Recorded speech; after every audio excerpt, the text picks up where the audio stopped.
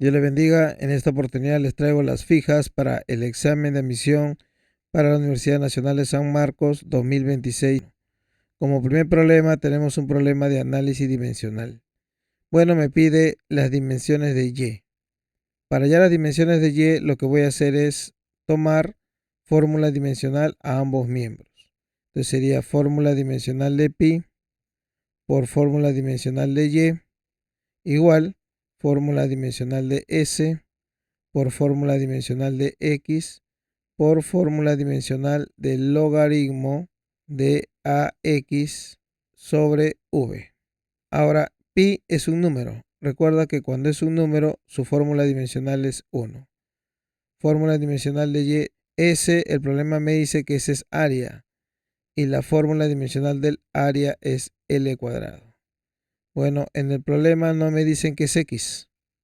No sabemos qué es X, entonces tenemos que calcularlo. El logaritmo es un número también. Como es un número, entonces su fórmula dimensional sería 1. ¿Ya? Ahora esto va a ser mi ecuación. Vamos a ponerle ecuación alfa. ¿Cómo vamos a hallar la fórmula dimensional de X? Bueno, vemos que dentro del logaritmo está esta cantidad. Pero esa cantidad, jovencitos, justamente también es un número. Porque yo no puedo decir logaritmo de 4 kilogramos, logaritmo de 8 newton. Eso es un número. Entonces por aquí ponemos AX sobre V, eso es un número. Y como es un número, su fórmula dimensional de AX sobre V tiene que ser la unidad. Ya su fórmula dimensional tiene que ser igual a 1. Bueno, fórmula dimensional de A, ¿qué es? Dice que es aceleración, entonces es LT a la menos 2 por fórmula dimensional de X sobre fórmula dimensional de V. Pero V, ¿qué es? Rapidez. Y la fórmula dimensional de la rapidez es LT a la menos 1 igual 1. Bueno, podemos aquí cancelar L y ya prácticamente tenemos X. Al final va a salir T. Ya, acá va a salir T a la menos 1, 1 entre T a la menos 1, T. Ya tenemos la fórmula dimensional de X. Lo reemplazamos entonces en alfa. Por acá digo en alfa. Tendríamos fórmula dimensional de Y igual L cuadrado por fórmula dimensional de X, que es T. L cuadrado T. Entonces la clave sería la D. D de Diosito. Bueno, hasta aquí sería la solución de este problema. Como segundo problema tenemos un problema de vectores. Bueno, vemos aquí varios vectores. Dice el vector desplazamiento nos resulta útil para representar los desplazamientos. Bueno, de un obrero en este caso, determine la resultante de los vectores mostrados. Ya, entonces lo que vamos a hacer es primero darte cuenta de que estos vectores que están aquí, mire este vector y este vector. Estos tres vectores están formando lo que sería un camino cerrado. Cuando los vectores forman un camino cerrado, su resultante es 0. Entonces, estos tres ya van a dar resultante igual a 0. Ya, resultante 0. Por lo tanto, ya no estarían, quedarían eliminados. Ya no estarían, los tres se eliminan. Tenemos acá dos vectores que están uno seguido de otro. Y aplicamos método del polígono. Por el método del polígono, la resultante de esos dos vectores sería un vector que va directo del inicio hasta el final. Entonces, más o menos sería hasta ahí. Ya. Ese sería la resultante de cuál, de este vector y de este otro vector. Entonces, finalmente, ¿qué queda? Finalmente estaría quedando el vector de 5, y estaría quedando aquí 3 y aquí otro vector de 3. 3 más 3 sería 6. Entonces estaría quedando así, 5 y aquí 6. Bueno, ambos vectores estarían formando 53 grados. Ya, la resultante, entonces, ¿cómo lo voy a obtener? Bueno, puedo descomponer o puedo aplicar de frente el método del paralelogramo. Trazo una paralela a este vector, al otro vector, luego del primer vector también, trazo una paralela, más o menos así, está. Y la diagonal va a ser la resultante. Eso es el método del paralelogramo. La diagonal del paralelogramo es la resultante. Bueno, ¿cómo obtengo este resultante? Aplicando la ley del paralelogramo, sería la raíz cuadrada de el primero al cuadrado, 5 cuadrado, más el segundo al cuadrado, 6 al cuadrado, más dos veces el primero por el segundo por coseno de 53 grados. Menos. Bueno, hay que operar aquí. R sería igual entonces 5 al cuadrado 25. Eso hay que sumarle 36. Ya, eso daría 61 más 2 por 5, 10. 10 por 6, 60. Coseno de 53 sería 3 quintos. Ya está. Bueno, ahora seguimos operando. Acá podemos sacar quinta. Ya, quinta de 60 sería 12. 12 por 3, 36. O sea, sería la raíz cuadrada de 61 más 36. Finalmente, ya la R nos saldría 61 más 36 sería raíz de 97. Bueno, la clave es la B y así sería la solución a este problemita. Bueno, como problema número 3 dice lo siguiente. Las gráficas representan cómo cambia la velocidad respecto del tiempo. En tiempo cero, los móviles están separados 50 metros. Bueno, ahí tenemos los móviles. Por dato del problema, la separación sería 50 metros. Menos. ¿Qué más dice? El móvil B alcanza al móvil A. Entonces el móvil B debe estar detrás, porque él es el que va a alcanzar.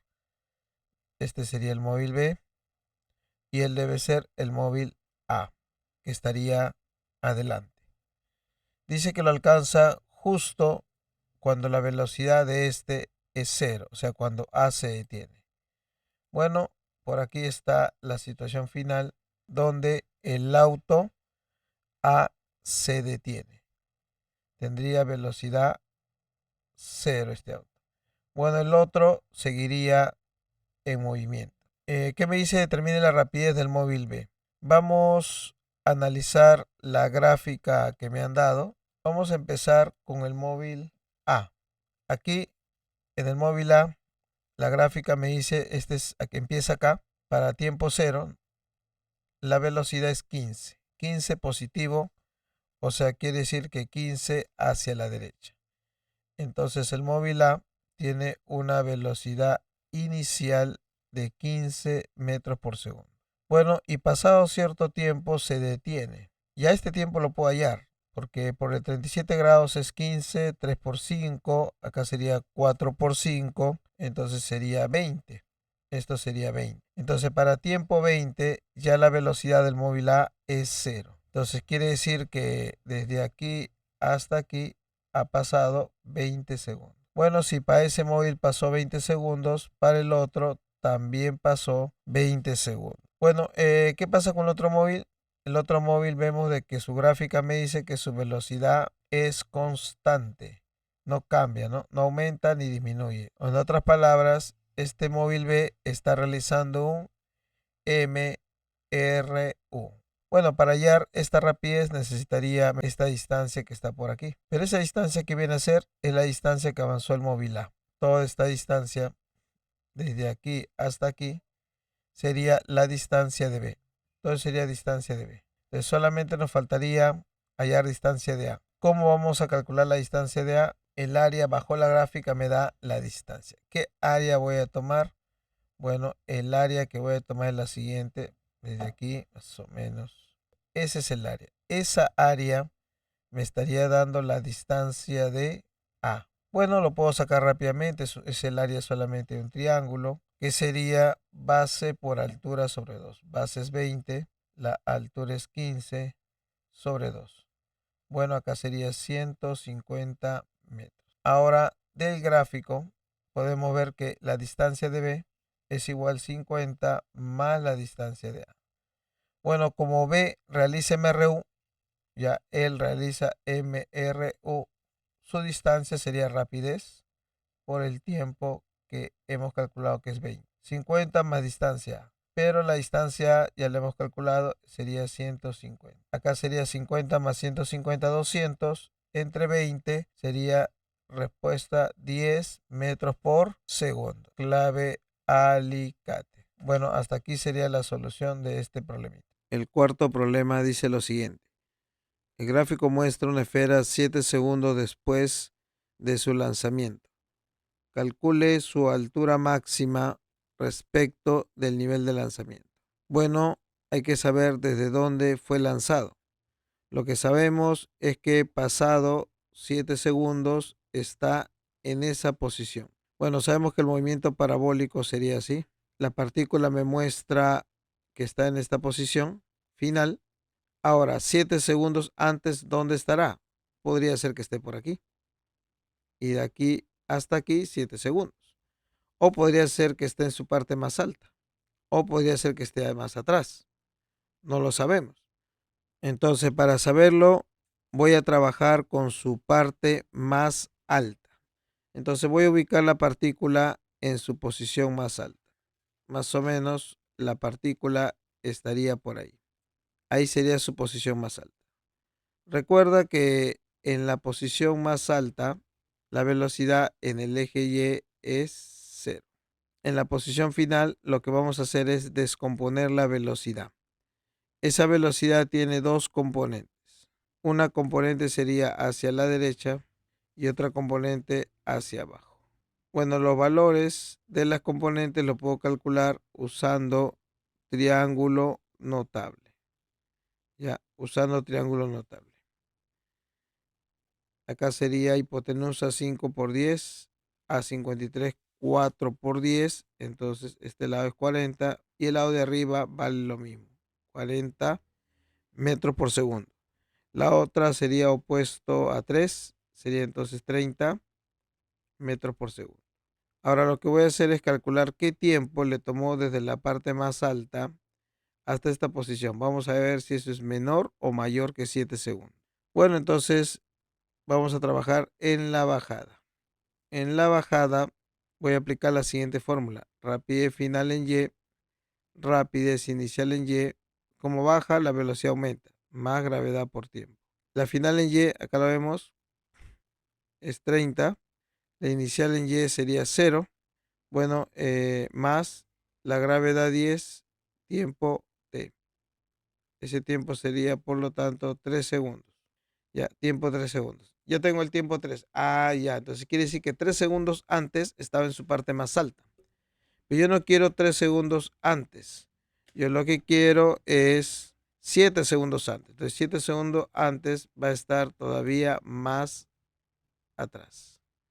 Por ahí va a estar, más o menos. Entonces esa es su posición de lanzamiento. El problema me dice, calcule la altura máxima respecto al nivel de lanzamiento. Ya conozco el nivel de lanzamiento. Voy a trazar aquí un nivel horizontal más o menos. Desde ahí, esta sería la altura máxima. Bueno, para sacar esa altura máxima, esta velocidad inicial, lo que voy a hacer es, voy a descomponerlo. Tiene dos componentes. Una componente sería hacia la derecha y otra hacia arriba. Ya, entonces, bueno, acá tienes que recordar de que la componente horizontal siempre es la misma. Aquí horizontalmente es 40, aquí horizontalmente seguirá siendo 40. Ahora, esto sería su velocidad inicial en Y. ¿Cómo voy a calcular esa velocidad inicial en Y para poder calcular la altura máxima? Bueno, para eso hay que ver de que este tiempo T nos salió 3 segundos, pero desde el inicio hasta la posición final era 7 segundos. Como es 3, quiere decir que la subida duró 4 segundos. Entonces ahora vamos a trabajar en la subida para poder calcular esta velocidad inicial. Voy a aplicar la fórmula final en Y, inicial en Y, pero como sube usamos menos GT. Final en Y, la subida termina con velocidad en Y 0. Inicial en Y es lo que quiero. Gravedad 10, tiempo 4. Bueno, con eso ya tendríamos la rapidez inicial. La velocidad inicial sería 40 metros por segundo. Listo. Entonces, la altura máxima lo voy a calcular usando esta fórmula. Rapidez final al cuadrado, rapidez inicial al cuadrado, como sube menos 2 veces G por H. Bueno, la subida termina con 0. Inicia con 40, ya lo he calculado. Ahí está verticalmente, tiene 40. 2 veces gravedad 10 y la altura máxima. Bueno, acá sería 20. H máximo igual 40 al cuadrado es 1600. Podemos cancelar un 0. La altura máxima sería 160 entre 2, 80 metros. Entonces la clave sería Diosito. Bueno, esto sería la solución del problema número 4. El quinto problema dice lo siguiente. Un modelo de motor de un helicóptero tiene 4 aspas. Ya, aquí tenemos el gráfico. Ahí está el motor que mueve estas 4 aspas de un helicóptero. ¿Qué más? Dice que las aspas tienen 3,5 metros de longitud, que es la distancia desde el eje, este es el eje, hasta la punta. En otras palabras, sería el radio de giro de este punto P, punto extremo del aspa. Si las aspas giran uniformemente con 500 RPM, o sea, con frecuencia constante, quiere decir por lo tanto que esto es un MCU. ¿Qué rapidez lineal tendrá la punta del aspa? Esta punta me pide su rapidez, más o menos. Bueno, hay que recordar que la rapidez lineal se calcula como la rapidez angular multiplicado por el radio. Bueno, no tenemos la rapidez angular. Más bien lo que nos han dado es la frecuencia. Pero esa frecuencia vamos a ponerlo primero en Hertz. Recuerda que la frecuencia se calcula como número de vueltas dividido entre el tiempo. En nuestro caso nos dice que la frecuencia es 500 RPM, 500 revoluciones, o sea, número de vueltas 500.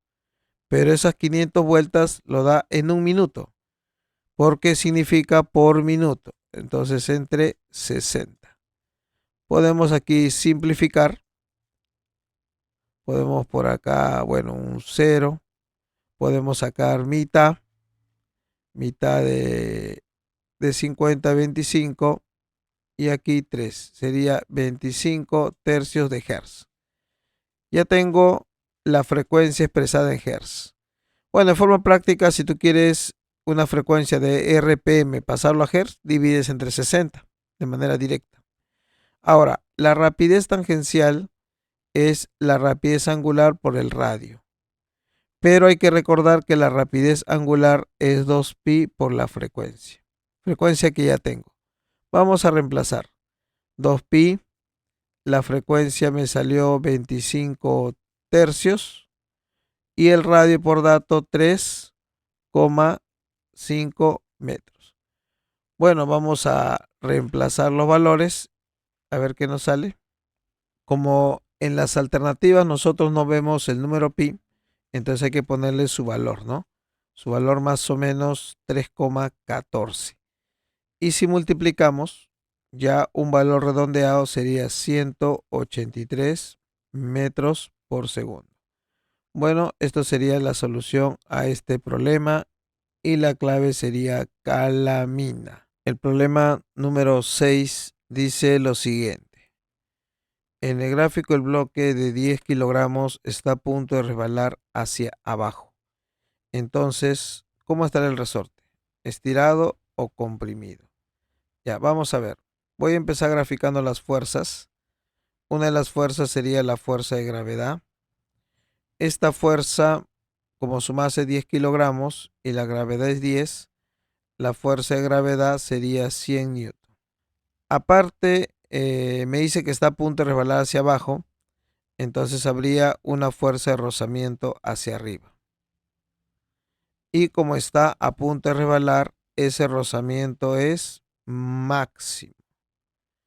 La fuerza de rozamiento va acompañada de la respectiva fuerza normal, o menos.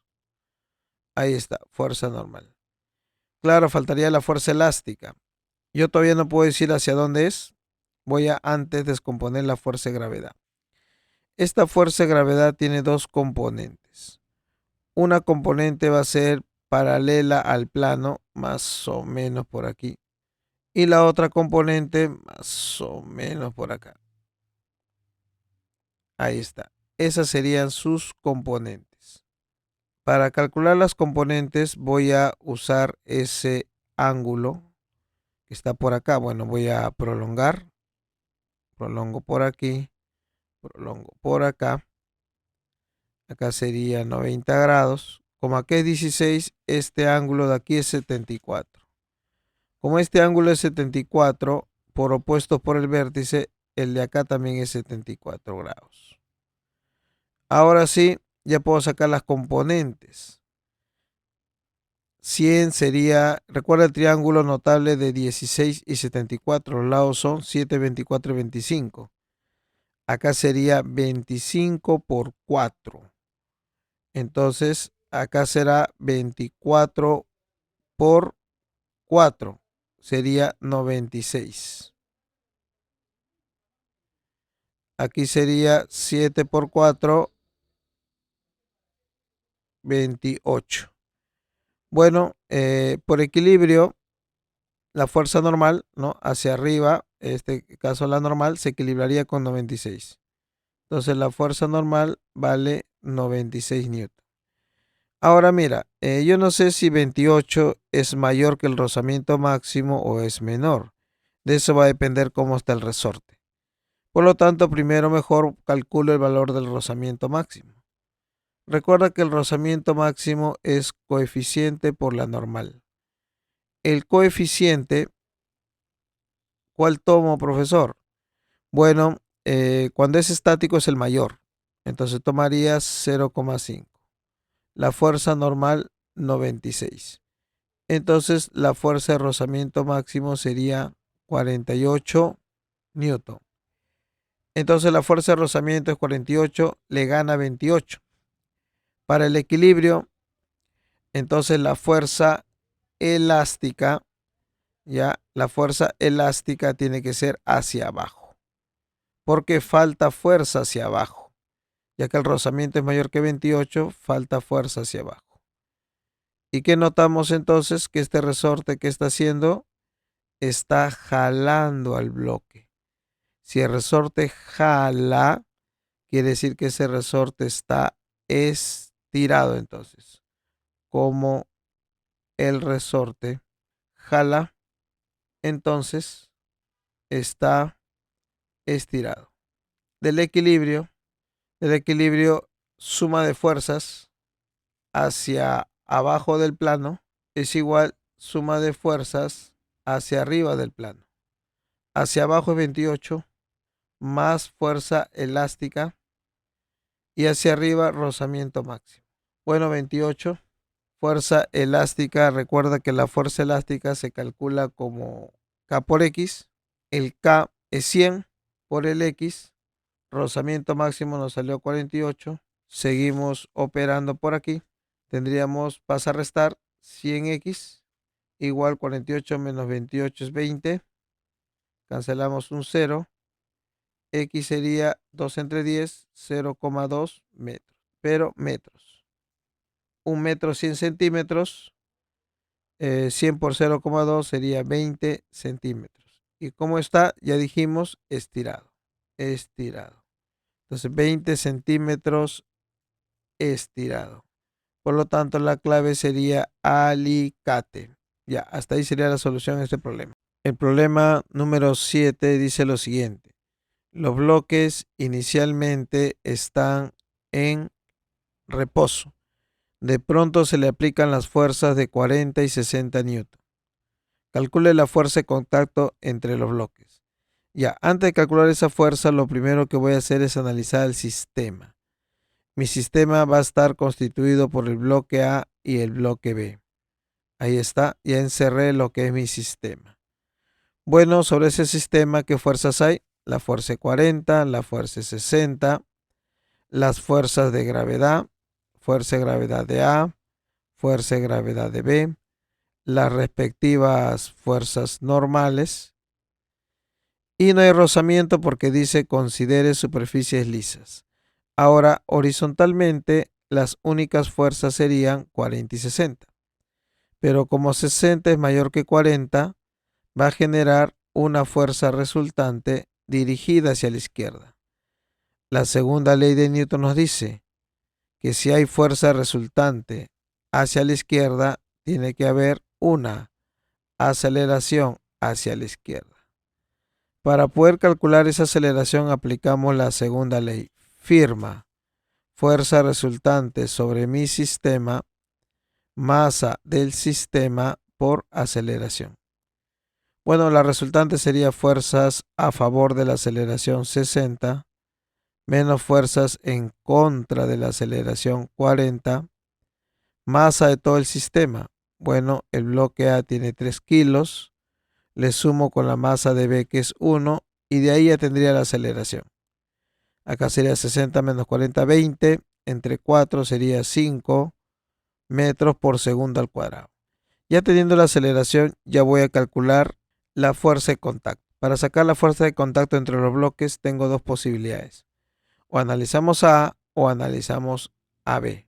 Bueno, digamos que analicemos al bloque A. Entonces voy a hacer ahora el gráfico de fuerzas solamente para el bloque A. Para el bloque A estaría, en este caso, la fuerza 40, su fuerza de gravedad, su fuerza normal. No hay rozamiento. Ya, pero el bloque B está en contacto con A, entonces el bloque B le ejerce una fuerza. Esa sería la fuerza del bloque B sobre A. Pero la fuerza de A sobre B va a ser la misma, ya que sería fuerzas de acción y reacción. Ahora, como el sistema acelera a la izquierda, A, que es parte del sistema, también acelera a la izquierda. El valor de la aceleración es 5. Bueno, ahora aplico la segunda ley ahora al bloque A. Entonces sería fuerza resultante, esto aplicando al bloque A, igual masa por aceleración. La resultante en forma práctica, jóvenes, es fuerzas a favor de la aceleración. ¿Quién está a favor? R, menos la que está en contra. ¿Quién está en contra? 40. Masa del cuerpo a quien le aplico la ley. Bueno, le estoy aplicando la ley al bloque A y el bloque A tiene 3 kilos y su aceleración 15. La reacción entonces, o la fuerza entre los bloques sería 40, 3 por 5, 15, sería 55 newton. Bueno, la clave sería Diosito. Hasta aquí sería la solución de este problemita. El problema número 8 dice lo siguiente. La esfera de 500 gramos pasa por P con una rapidez de 2 metros por segundo. Entonces, más o menos, en P va a tener 2 metros por segundo. Ya está. ¿Qué más? Dice, calcule la tensión de la cuerda cuando pase por el punto M. Bueno, voy a graficar la tensión en ese punto, tensión T. Ahora, ¿cómo voy a calcular esta tensión? Bueno, no podría ser por energía, pero el problema es que la energía puede involucrar la tensión siempre y cuando haga trabajo. Pero lo que pasa es que la tensión es perpendicular a la velocidad. Cuando esté en el punto M, la esfera tendrá una nueva velocidad. Esa velocidad forma 90 grados con la tensión. Y no solo en este punto, sino que en todos los puntos la velocidad va a formar 90 grados con la tensión.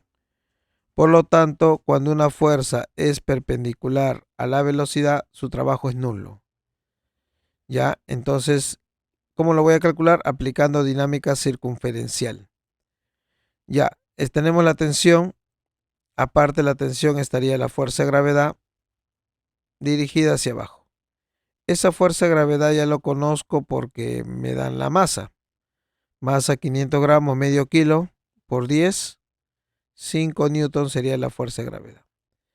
Ya miren, lo que hay que ubicar acá es la línea radial. Este es el centro de giro y la línea radial es la línea que contiene el radio, que pasa por el centro.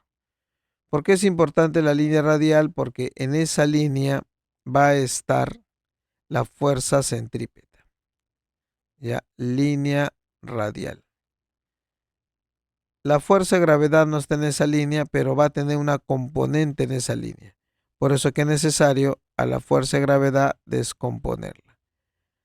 Una componente va a ser más o menos así, más o menos.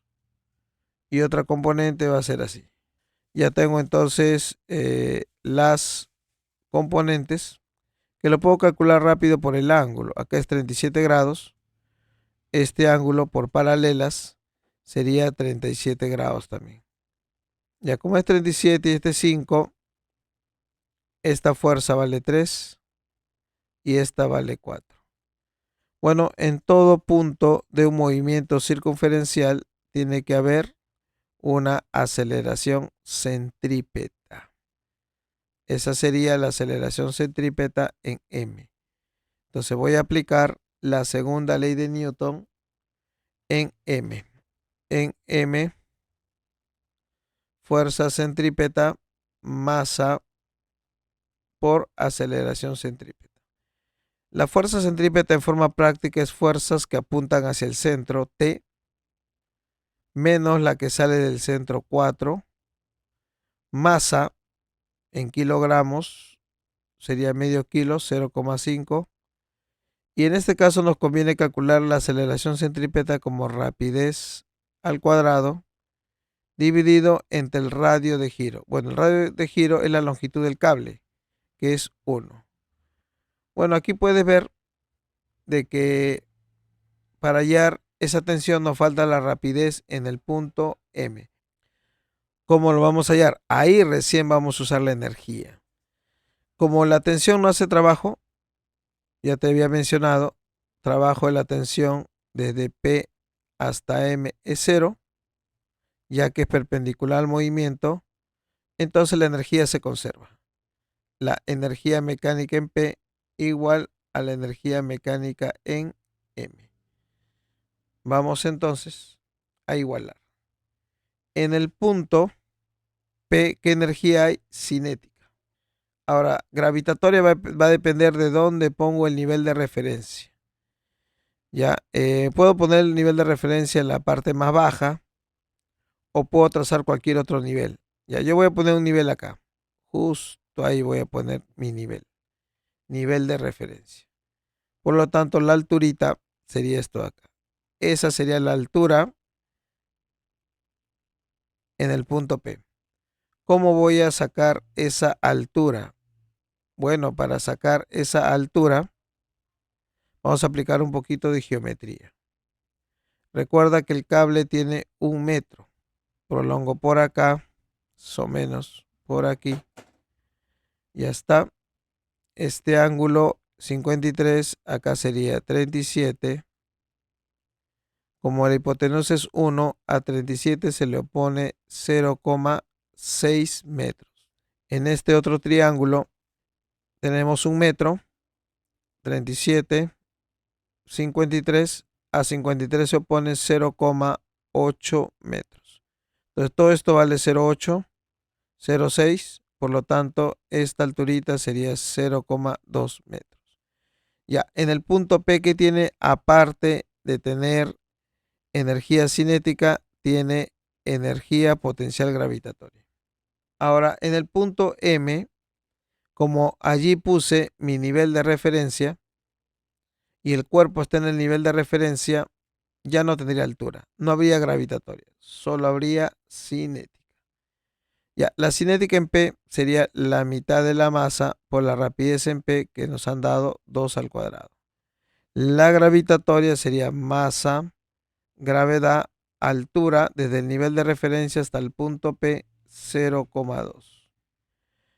La energía cinética en M sería la mitad de la masa por rapidez en M al cuadrado. Bueno, la masa lo tenemos, pero acá se puede cancelar. Acá sería 2 al cuadrado, 4, entre 2, 2. 10 por 0,2 es 2. Bm cuadrado sobre 2. Bueno, acá sería 2 más 2, 4 por 2, 8. Entonces 8 sería la rapidez en m al cuadrado. Y eso es lo que me faltaba, lo reemplazo en 1. Reemplazando finalmente en 1, tendríamos así, t menos 4 igual 0,5.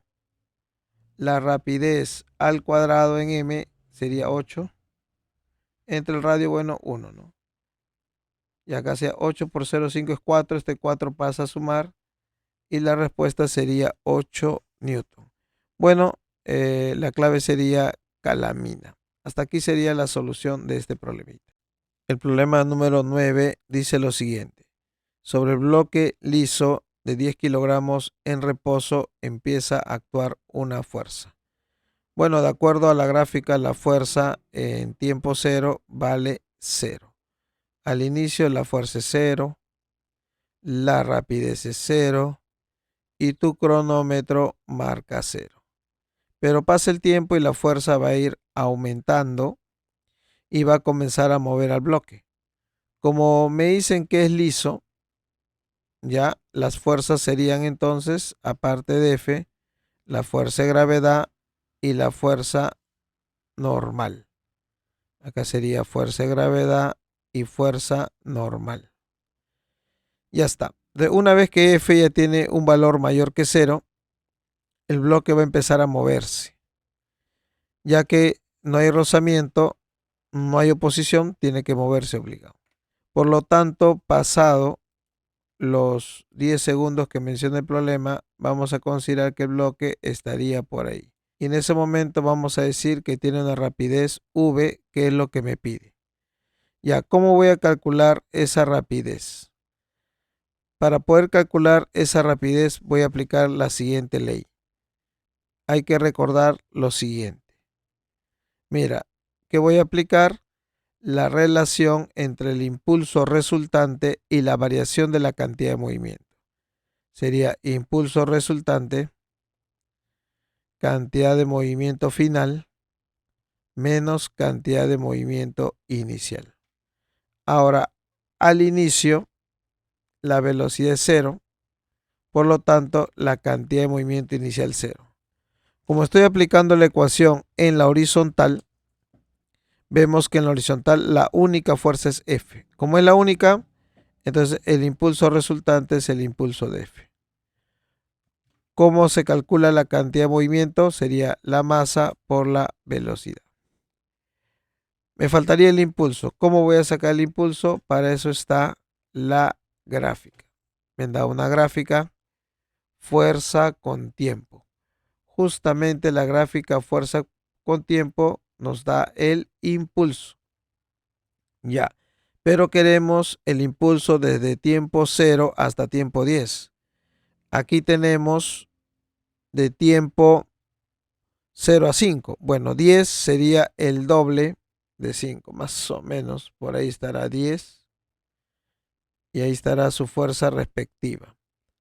Ya, aquí va a ser 10. Esta fuerza, ¿cómo lo hallo? Facilito. Como 5 es la mitad de 10, este lado sería base media de este lado. Y como esa base media vale 25, entonces el otro lado sería 50. Ya está. Por lo tanto, el área bajo la gráfica de 0 a 10 sería la siguiente. Bueno, se va a formar un triángulo. Ya está. El área de ese triángulo me daría el impulso. Reemplazamos aquí en 1. Digo, en 1 tendríamos que el impulso de F sería el área, que sería 10 base por altura sobre 2. Igual masa, la masa es 10 por la rapidez. Bueno, puedo cancelar un 10 por acá, son menos. Y ya tendría la rapidez que sería 25 metros por segundo. Ya, aparte de pedirnos la rapidez, el problema nos dice calcule la fuerza media en ese intervalo. ¿Ya qué es la fuerza media? La fuerza media es una fuerza constante que genera el mismo impulso que la fuerza variable. O sea que el impulso de la fuerza media va a ser igual al impulso de la fuerza F. El impulso de la fuerza media sería, como es una fuerza constante, sería fuerza media por tiempo. El impulso de F, bueno, es el área de ese triángulo que ya le hemos calculado. La fuerza media, el tiempo es 10, el área base 10, altura 50 entre 2. Bueno, cancelamos acá 10 y la fuerza media sería 25 newton entonces. La clave sería ya B de bueno. Ya está. Bueno, hasta aquí sería la solución de este problemita. El problema 10 dice lo siguiente. Dos satélites artificiales de igual masa orbitan circunferencialmente alrededor de la Tierra. Bueno, acá tendríamos esos dos satélites, más o menos, ahí están, orbitando alrededor de la Tierra, con alturas H1 y H2. H1 menor que H2, o sea, el que está a menos altura va a ser el satélite 1. Entonces, él será satélite 1 y él será satélite 2. Los radios de sus trayectorias sería, a él le voy a llamar radio R1, que sería el radio desde el centro de la Tierra. Y el radio del otro le voy a llamar R2, que también es desde el centro de la Tierra. R2. Ya, lo que me piden es la relación de sus rapideces angulares. ¿Cómo voy a obtener eso? Primero me dicen un dato. Me dice que la fuerza gravitacional que ejerce la Tierra sobre uno de ellos es la cuarta parte sobre el otro. Bueno, la fuerza de atracción gravitacional, en este caso voy a llamarle, aquí la Tierra lo atrae este satélite, esta es una fuerza gravitacional, y también la Tierra atrae al otro satélite. Esto le voy a llamar fuerza gravitacional 2 y esto sería fuerza gravitacional 1. Hay que tener presente que cuando el cuerpo está más alejado, la fuerza gravitacional va a ser menor. Entonces, la fuerza gravitacional 2 es la que sería la cuarta parte de la fuerza gravitacional 1. ¿Cómo se calcula fuerza gravitacional? Sería G, producto de masas, masa de la Tierra, por masa del satélite, que le he puesto M, entre distancia desde el centro de la Tierra hasta donde está el satélite 2, o sea, R2, al cuadrado. Igual un cuarto, fuerza gravitacional 1 sería G, producto de masas, masa de la Tierra por masa del otro satélite, que es lo mismo, y distancia del centro de la Tierra al satélite 1, que sería R1 al cuadrado. Bueno, acá cancelamos, todo esto se cancela. De ahí podemos obtener, sacar 4 veces R1 cuadrado igual R2 al cuadrado. Sacamos raíz y sale que 2 veces R1 igual a R2. Ya, ahora para poder obtener relación de las rapideces angulares, voy a aplicar la tercera ley de Kepler. Tercera ley de Kepler. ¿Qué dice la tercera ley de Kepler? Que el periodo 1 al cuadrado es el radio 1 al cubo, como periodo 2 al cuadrado es al radio 2 al cubo. Bueno, el periodo 1 al cuadrado, esto lo dejo igual, radio 1 al cubo igual periodo 2 al cuadrado, radio 2. Radio 2 lo tengo acá, es el doble del radio 1 al cubo. Bueno, acá radio 1 al cubo se va a cancelar. Acá va a quedar 2 al cubo, 8. Pasa a multiplicar. Sería 8 veces periodo 1 cuadrado igual periodo 2 cuadrado. Sacamos raíz. Raíz de 8. La raíz se va con el cuadrado, queda periodo 1 y aquí periodo 2. Pero no me piden relación de periodos, sino de rapidez angulares. Pero sabemos que periodo 1 es 2pi sobre la rapidez angular 1. Periodo 2, 2pi sobre rapidez angular 2. Bueno, podemos cancelar acá 2pi. 2pi. Quedaría entonces W1 por aquí. Pasa a multiplicar W2 y aquí queda raíz de 8. Por lo tanto, el cociente entre la rapidez angular 1 y la rapidez angular 2 es la raíz de 8. Y la raíz de 8 vale 2,83, ¿no? Ya redondeado. Bueno, entonces la clave sería alicate. Bueno, hasta aquí sería el problema número 10. El problema número 11 dice lo siguiente. Un bloque de 5 kilogramos sujeto a un extremo de un resorte oscila con un mazo horizontal y la amplitud es de 1,2 metros, el periodo es 4 pi segundos. Calcule la energía mecánica del sistema. Bueno, si está en un extremo, su rapidez es 0. Y la distancia que hay de la posición de equilibrio al extremo es la amplitud. Por dato del problema, esa amplitud es 1,2 metros. Ahora lo que me pide la energía mecánica. La energía mecánica se calcula como K medios por la amplitud al cuadrado. Bueno, la amplitud ya lo tenemos, solo nos falta el K. Para hallar el K voy a aplicar la siguiente fórmula, que el periodo es raíz de la masa sobre la constante de rigidez. Vamos a reemplazar. Por dato del problema, el periodo es 4pi, eso es igual a 2pi, raíz de la masa. Por dato, esa masa es 5 kilogramos sobre la constante de rigidez. Podemos aquí cancelar 2pi a, 2pi a, queda aquí 2, que queda 1. Ahora para eliminar la raíz elevamos al cuadrado. 2 al cuadrado es 4, bueno 1 al cuadrado es 1.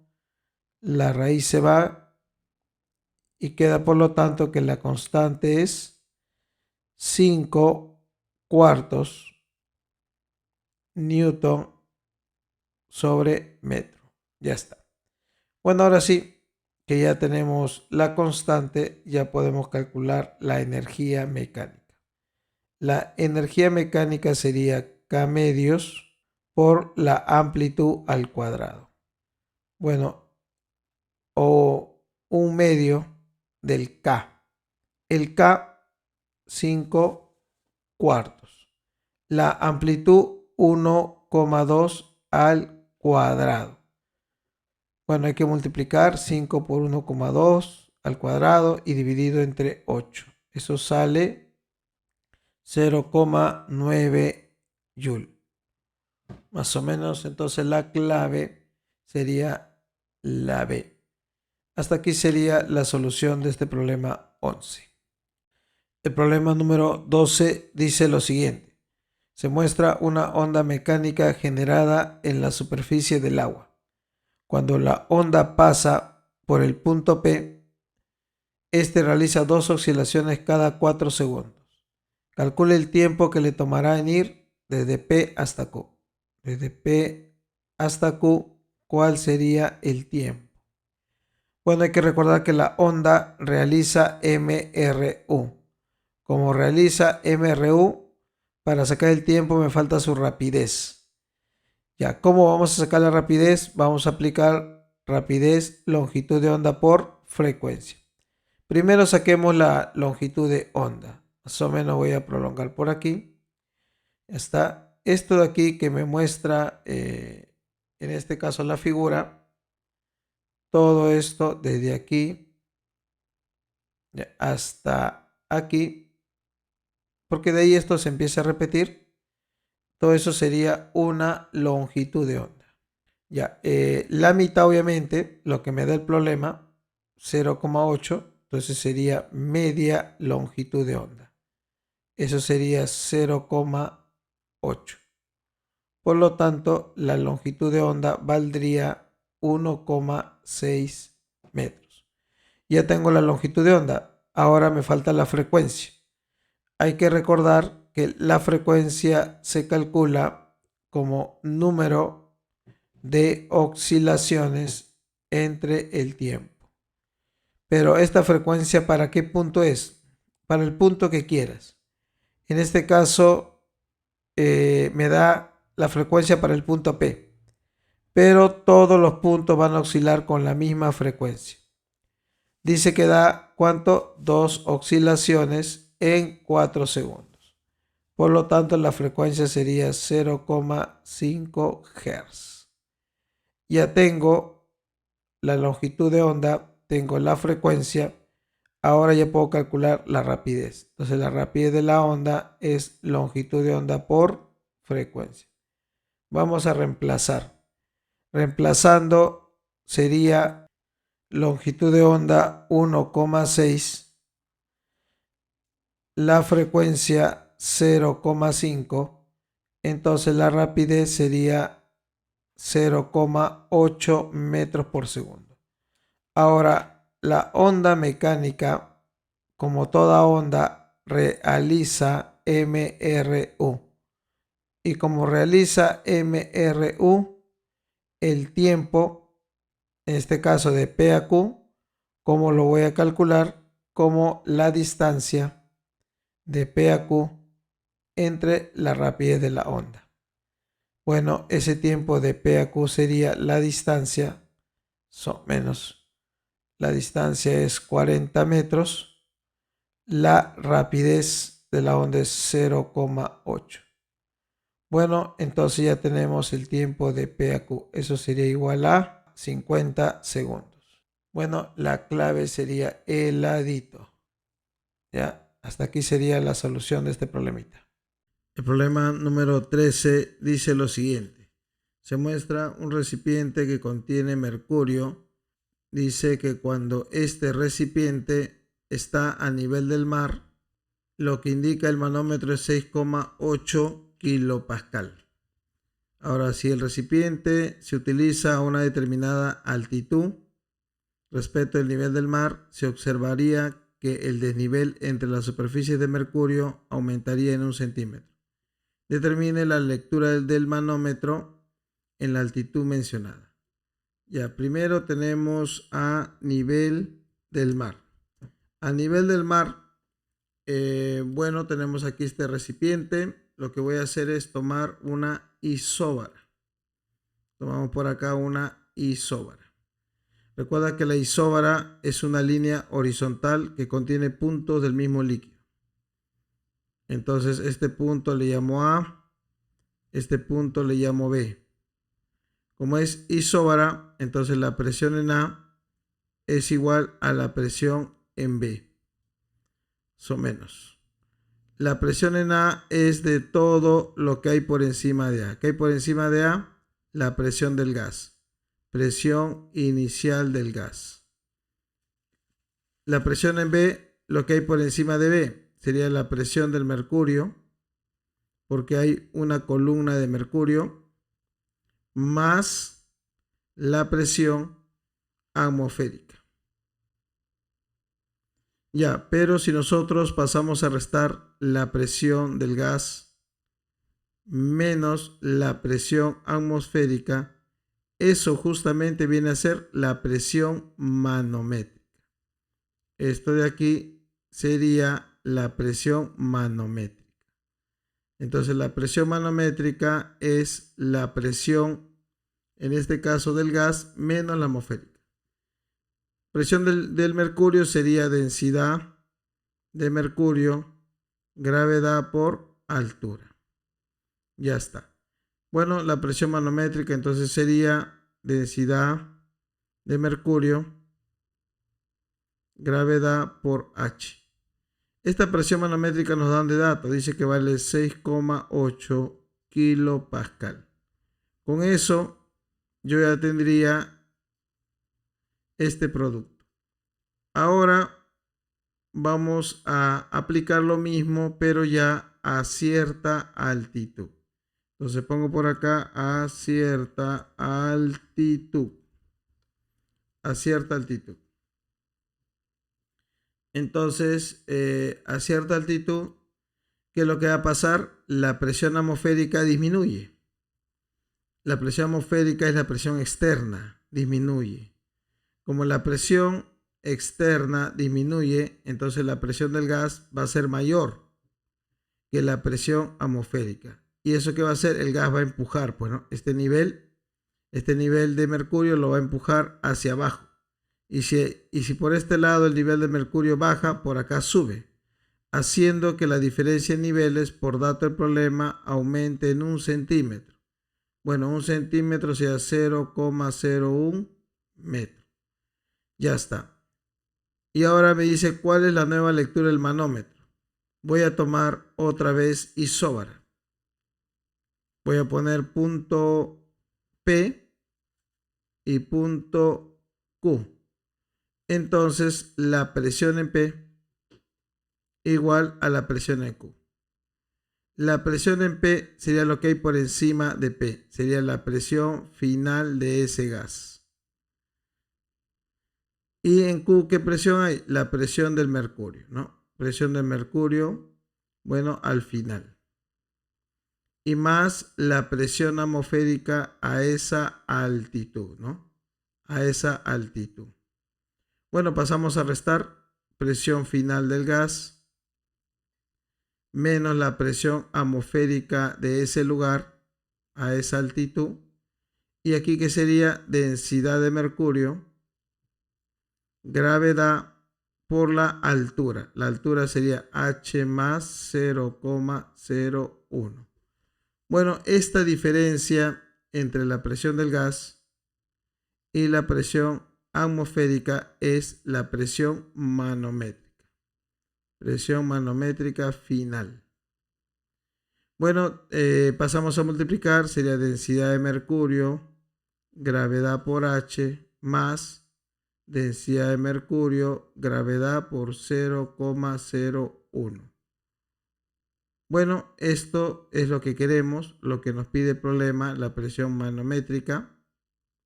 Al final, esto de aquí, este producto de densidad de mercurio G por H ya lo tengo. Es 6,8 kilos.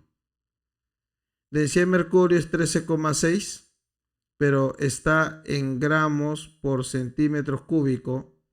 Hay que multiplicarlo por 1000 para pasarlo a kilogramos por metro cúbico. La gravedad vale 10 por 0,01.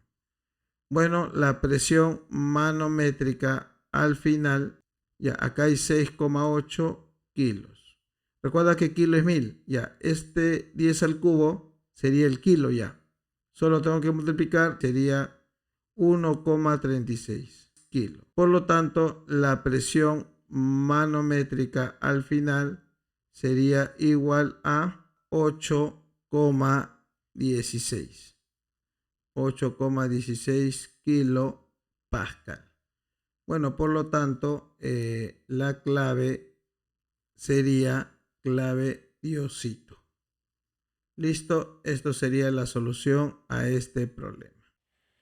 El problema número 14 dice lo siguiente. Un estudiante desea llenar un balde de 24 litros de capacidad. Entonces este baldecito tiene 24 litros. Dice, para lo cual se utiliza una manguera de 4 centímetros de sección. El agua sale de la manguera con una rapidez de 2 metros por segundo. ¿En cuánto tiempo se llenará el balde? Bueno, el caudal es igual al volumen entre el tiempo.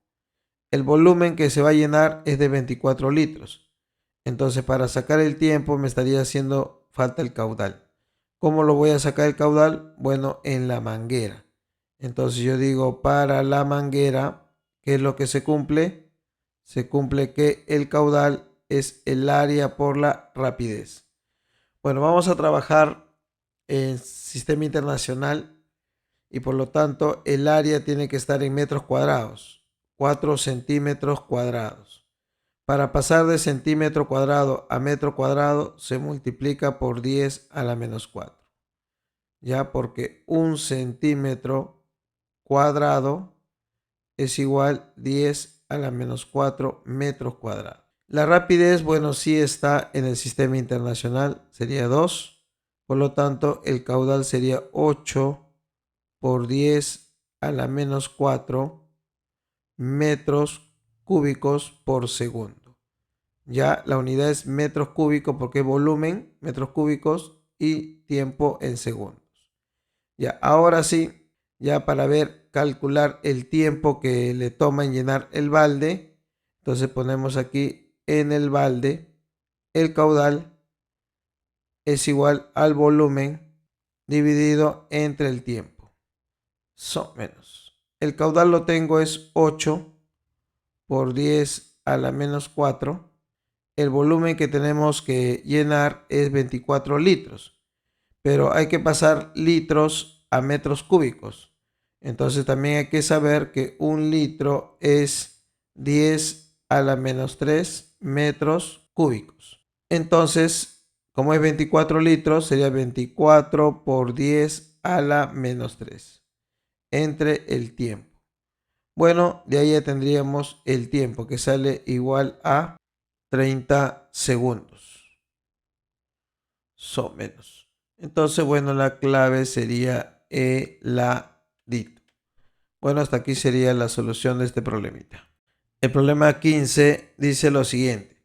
Se muestra la gráfica que indica cómo varía la temperatura de una muestra de agua conforme recibe calor. Ya, en el eje X está el calor recibido y en el eje Y está la temperatura. Entonces me está diciendo cuánto de agua no se vaporiza.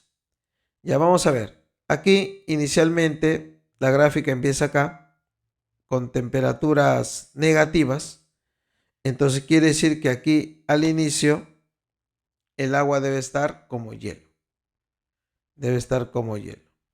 Ahora llega este punto a 0 grados y en 0 grados, como vemos por acá, la temperatura se mantiene constante. Y eso es una ley. Justamente durante el cambio de fase, durante la transformación de una fase a otra, la temperatura es constante. Entonces quiere decir que en este tramo que está aquí, se está dando un cambio de fase. Como este cambio de fase se da a 0 grados, allí se está desarrollando la fusión. Ahora vemos que a partir de este punto, la temperatura ya no es constante, empieza a aumentar. Allá, si empieza a aumentar, quiere decir de que ya terminó la transformación. Ahora empieza el cambio de temperatura. Entonces, a partir de aquí ya sería agua líquida. Bueno, y como vemos, el agua pasa de 0 hasta su temperatura de 100 grados, donde se da el otro cambio de fase. Ya aquí a 100 grados, ya el agua líquida comienza a transformarse en vapor. Ya, y ese proceso se llama la vaporización. Para saber cuánto de agua no se vaporiza, tengo que primero saber cuánto de agua tenía al inicio. Para saber ello, vamos a analizar aquí primero en la fusión. Esto sería el calor de fusión, el calor que se dio para que se fusione. Entonces vamos a empezar analizando ahí en la fusión. En la fusión, el calor que se está dando para la fusión es igual a masa por calor latente. El calor de fusión sería la diferencia entre 1,8, pero 1,8 ¿qué? Kilocalorías, menos 1 kilocaloría. La masa sería toda la masa y calor latente de fusión, recuerda que para el agua es 80. Acá sería 0,8 kilos, pero recuerda que kilo es 1000. Igual 80 m. Bueno, de ahí me sale m igual 10 gramos. Entonces ya tengo la masa m. Ahora lo que me estaría faltando es qué parte no se vaporiza. Ya para eso vamos a analizar ya desde este punto que está por acá, le voy a llamar punto P, hasta este punto A. Entonces vamos a trabajar desde P hasta A. Desde P hasta A. ¿Y por qué desde P hasta A? Porque yo tengo valores en P y en A. Tengo el calor. Este calor que está aquí. Ese calor sería, bueno, la diferencia de 7,12 kilos menos 1,8 kilos. Bueno, restando, eso sería igual a 5,32 kilocalorías. De P hasta A, todo ese calor, ¿a qué sería igual? ¿Para qué sirvió todo este calor? Primero, el agua en P estaba líquida. Y como líquido va a pasar de temperatura 0 a 100. Allá, o sea, el primer calor es para cambio de temperatura del agüita líquida. El segundo calor es para vaporizarlo. No sabemos cuánto se vaporiza. Y entonces sería un calor. Este calor que va a recibir ahora es un calor de transformación. ¿Para qué? Para la vaporización. Ya, entonces el calor sería el calor ganado por el agua para cambio de temperatura, que sería CMAC, calor específico del agua, masa por cambio de temperatura. El calor de vaporización sería no toda la masa, solo la masa que se vaporiza por el calor latente de vaporización. El calor Q es 5,32 kilos. Kilo es 1000. Calor específico del agua 1. Masa, bueno, 10 gramos. Todos los 10 gramos se pasa de 0 a 100. Y cambio de temperatura sería justamente de 0 a 100, 100 grados. Más la masa que se vaporiza por calor latente de vaporización, que es 540. Bueno, de aquí ya tendríamos entonces la masa que se vaporiza. Esa sería igual a 8 gramos. Como había 10 gramos y se vaporiza 8, entonces no se vaporiza 2 gramos. 2 gramos es la respuesta. Clave calamina. Ya, hasta aquí sería la solución de este problemita. El problema número 16 dice lo siguiente. A partir del circuito mostrado determine el voltaje E. Bueno, antes de calcular este voltaje vamos a reducir lo más que se pueda. Si nos damos cuenta, estas dos resistencias están en paralelo. Cuando hay paralelo y son iguales, el equivalente sería la mitad de una de ellas. O sea, 8 sobre 2, 4 ohmios sería el equivalente de estas dos. Ahora, estas dos resistencias que están aquí, tener cuidado, no están en paralelo, están en serie. ¿Por qué? Porque la corriente que pasa por aquí va a ser la misma que pase por la resistencia de arriba. Y cuando por dos resistencias pasa la misma corriente, están en serie. Estas dos que están por acá estarían en serie. Ahora, cuando hay serie, el equivalente se obtiene sumando. Sería entonces 2 más 2 igual a 4 ohmios. Bueno, si nosotros reducimos estas dos resistencias, el circuito quedaría de la siguiente manera. Más o menos. Ya, el equivalente de 8 y 8, ¿cuánto era? 4 ohmios. Por acá 4 ohmios entonces. Ya, el equivalente de estas dos es 4. ¿Dónde se pone ese equivalente? Puedes ponerlo donde quieras, arriba o abajo. La idea es que esté en la misma rama. Lo voy a poner arriba, 4 ohmios. Ya está. La corriente que pasa por aquí, esa por dato es 2,5 amperios. Ahora sí, lo que voy a hacer es colocar puntos. A este punto le voy a asignar el valor de 0 voltios. Ya como acá es menos, más, para que la diferencia sea 12 voltios, este punto debe estar a 12 voltios. Ahora, date cuenta de lo siguiente. Esta resistencia que está por aquí, por ella yo conozco la corriente.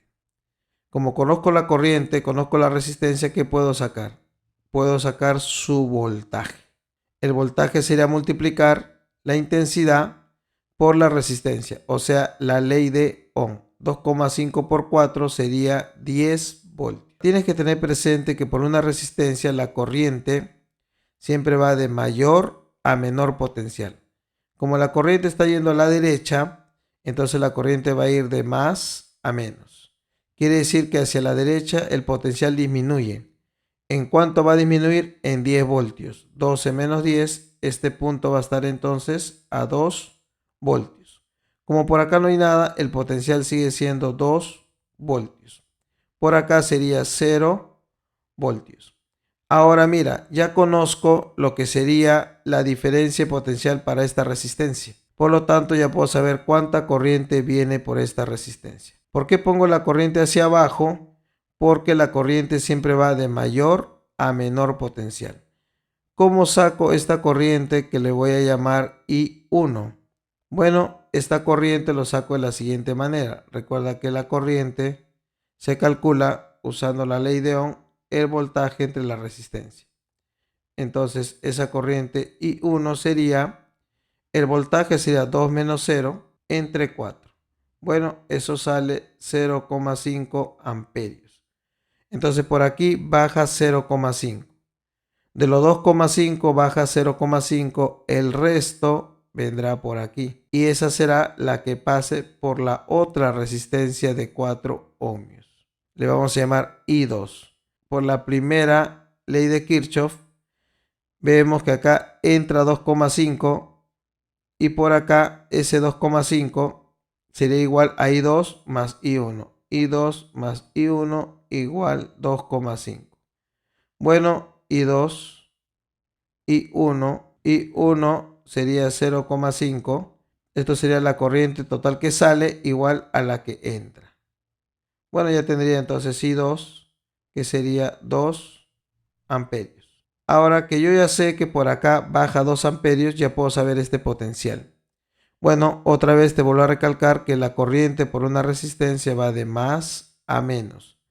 Entonces aquí, ¿en cuánto va a disminuir el potencial? Bueno, ya tengo la corriente I2. 2 por 4, 8. Acá habría 8 voltios. Entonces, como acá hay 8 voltios, 4 por I2 que me salió 2, acá habría 8 voltios. Como la corriente va hacia abajo, el potencial va a disminuir. De 2, réstale 8, esto va a tener menos 6 voltios. Por lo tanto, ya puedo sacar el voltaje E.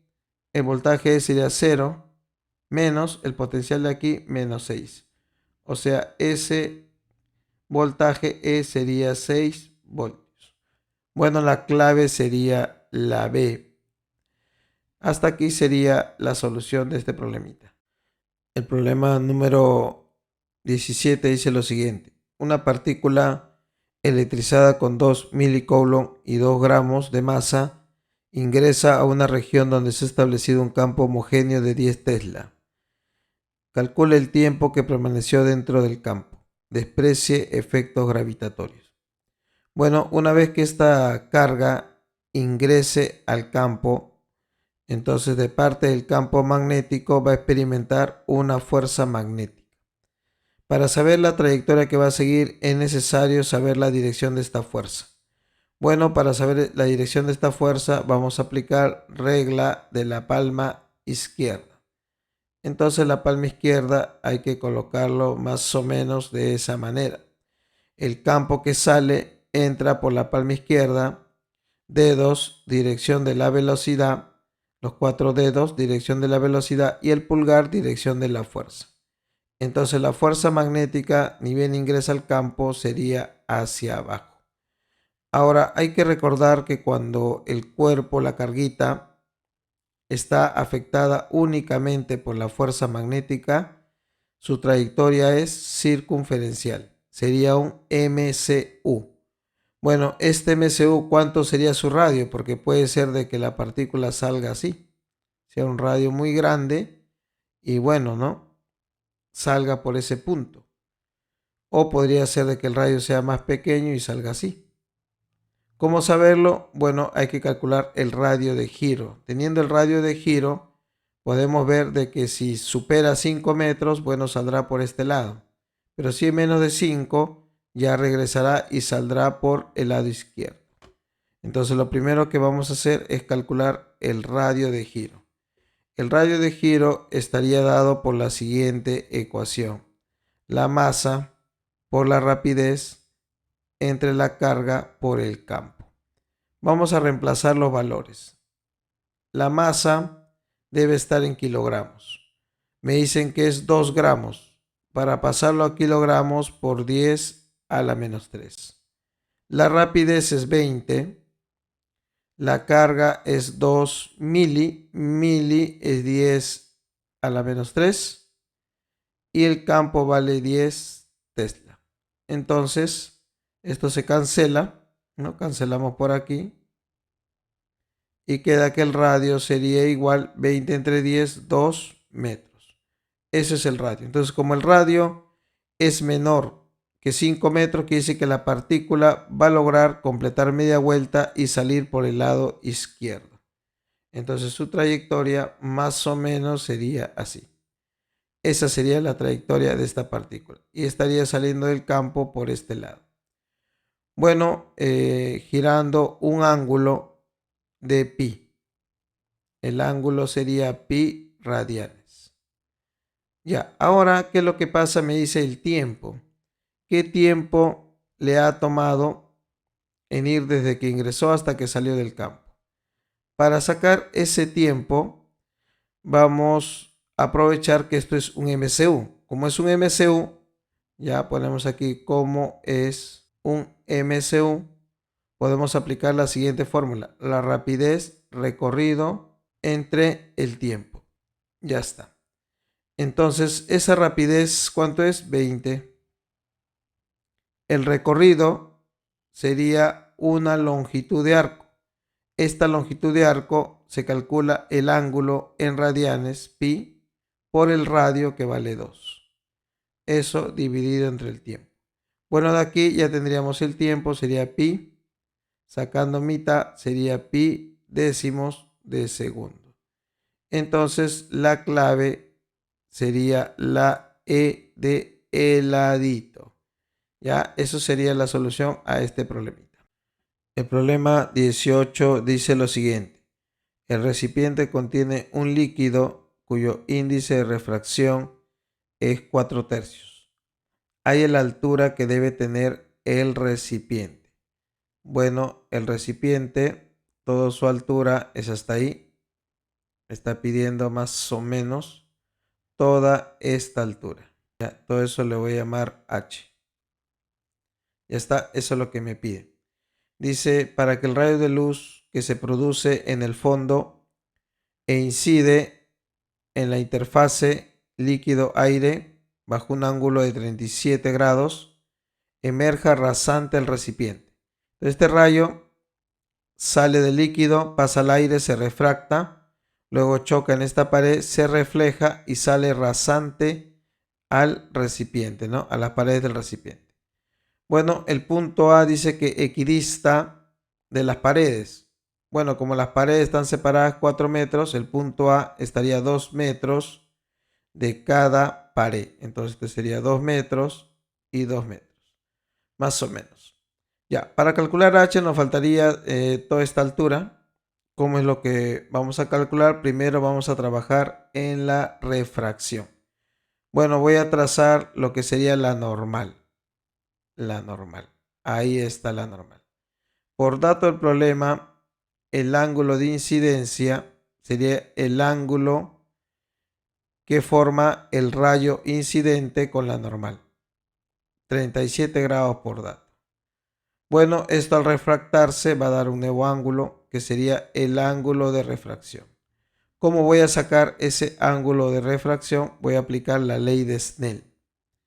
Índice del medio donde inicialmente se propaga el rayo, sería en el líquido, por el seno del ángulo de incidencia, en este caso por dato es 37, igual índice al medio que pasa al aire, por el seno del ángulo de refracción.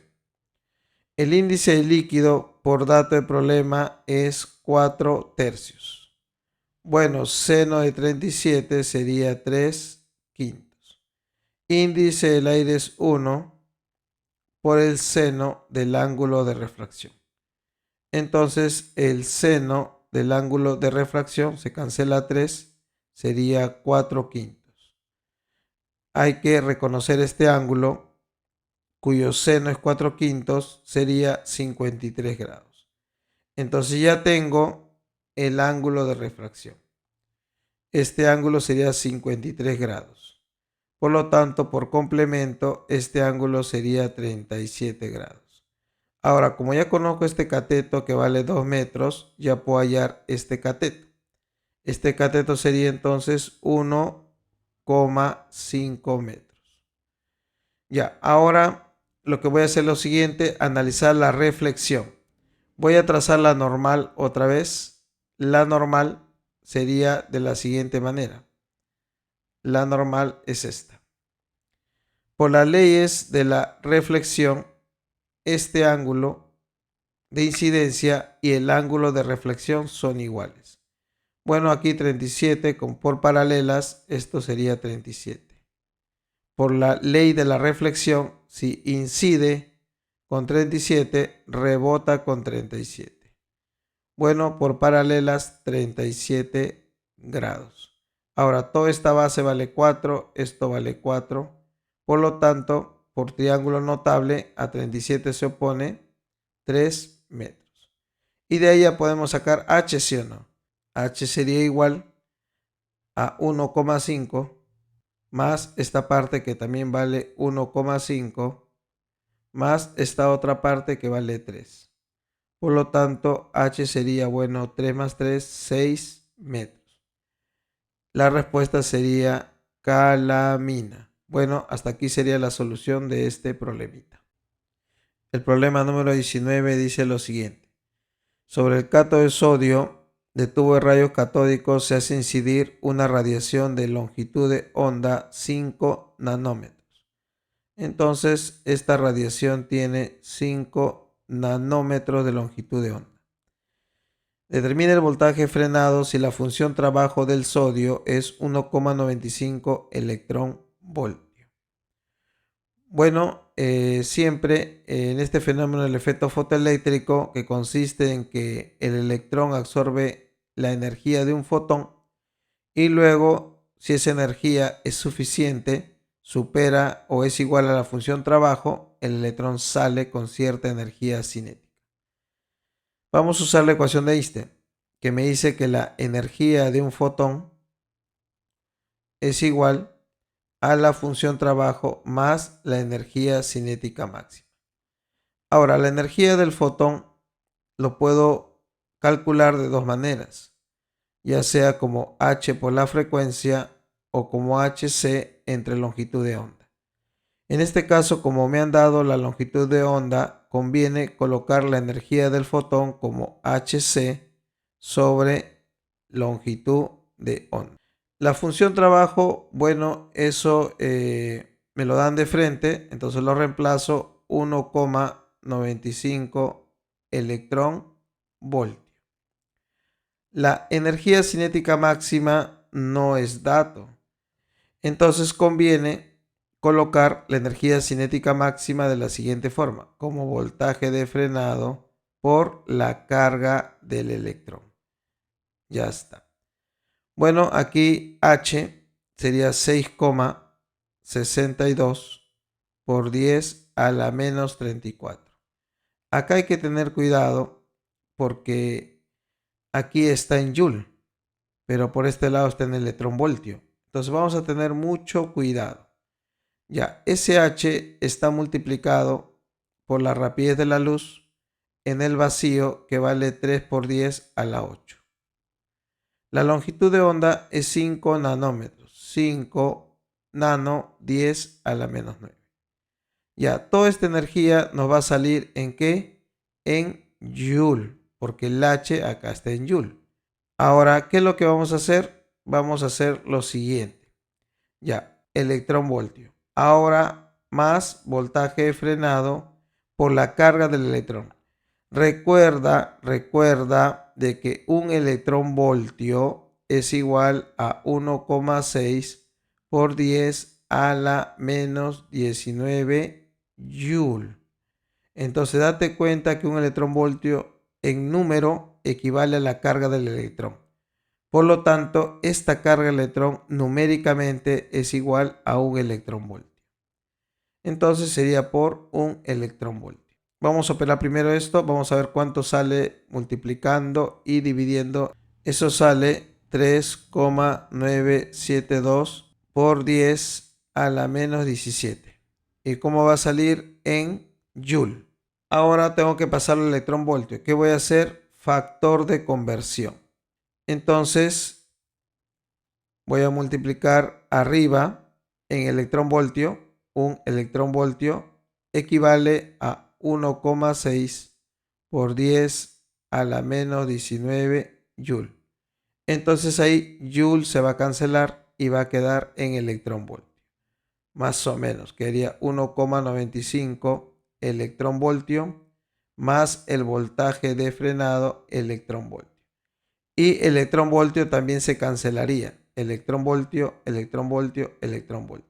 Bueno, vamos a dividir esto a ver cuánto sale. Sale 248,25 igual 1,95 más el voltaje de frenado. Bueno, lo único que nos queda es pasar a restar. Vamos a restar. Ya, eso sale 246,3 voltios. Bueno, entonces la clave sería calamina. Ya, hasta aquí sería la solución de este problemita. Como último problema sería este problema de relatividad especial. Dice lo siguiente. Una nave espacial viaja con una rapidez es 0,6 veces la rapidez de la luz, que se representa con la letra C. ¿Qué más? Dice en el instante que pasa por la Tierra, digamos que aquí está pasando por la Tierra, el piloto ajusta su reloj a las 8 de la mañana. Bueno, hay que tener presente que a las 8 de la mañana es la hora en la Tierra. Entonces, en la Tierra es 8 de la mañana. Y en ese momento, el piloto, su reloj lo ajusta a la misma hora. Entonces, en ese momento, la hora en la nave, en el reloj de la nave, es igual a la hora en la Tierra. Dice, si la nave pasa a las 8:40 frente a una estación. Ya, acá tenemos una estación. Esta de acá sería la estación. Lo ponemos por aquí, estación. Ya, en ese momento que pasa por la estación, dice, ¿qué hora es? Dice a las 8:40. Cuando no especifica respecto de qué, se entiende que es la hora en la Tierra. Entonces, la hora en el reloj en Tierra sería 8:40. Entonces, en la Tierra ya era las 8 de la mañana cuando la nave pasó por la Tierra. Luego, cuando pasa frente a la estación, la hora en la Tierra es 8:40. La pregunta es, ¿qué hora marcará en la nave espacial? O sea, el reloj en la nave espacial, ¿qué hora marcará? Bueno, como sabemos, el tiempo que pasa en Tierra no es igual al tiempo que pasa cuando un cuerpo tiene rapidez. La relación de estos tiempos sería de la siguiente manera. El intervalo de tiempo en la Tierra es igual al intervalo del tiempo en la nave sobre la raíz cuadrada de 1 menos b entre c todo al cuadrado. Ya, eso que pasa, que multiplica a este delta de t' es lo que se llama el factor de Lorentz. Ya, acá hay que tener presente que este delta de t es en la Tierra. Como es para la Tierra, entonces ese intervalo de tiempo que ha pasado en el reloj en la Tierra está de 8 a 8:40, sería de 8:40 menos 8, sería 40 minutos. Ya, ese es el tiempo que ha pasado para los relojes en la Tierra. Ahora en la nave. Esto de aquí, delta de t' es el tiempo que pasa en el reloj de la nave. Entonces, ¿cómo voy a obtener ese tiempo? Bueno, para sacar ese tiempo reemplazamos el delta de t es 40 igual delta de t', que es el tiempo en la nave, el intervalo de tiempo que pasa en la nave. La raíz cuadrada de 1 menos, la rapidez es 0,6 veces c sobre c todo al cuadrado, sería 40 delta de t'. Bueno, acá se cancela c, va a salir 1 menos 0,36, 0,64, sacando la raíz, 0,8. Pasamos a multiplicar y el tiempo que pasa en el reloj de la nave sería 32 minutos. 32 minutos. Por lo tanto, cuando pase por la estación, ¿cuánto indicará su reloj o el reloj en la nave? ¿Qué va a indicar? Ya era 8 de la mañana. A eso le tengo que sumar los 32 minutos. Entonces va a ser igual 8 y 32. Entonces, cuando pase por la estación, va a indicar 8 y 32. Bueno, la clave sería alicate. Bueno, jovencitos, hasta aquí sería estas fijas. Desearles lo mejor en este examen de admisión. Y bueno, Dios le bendiga. Hasta la próxima.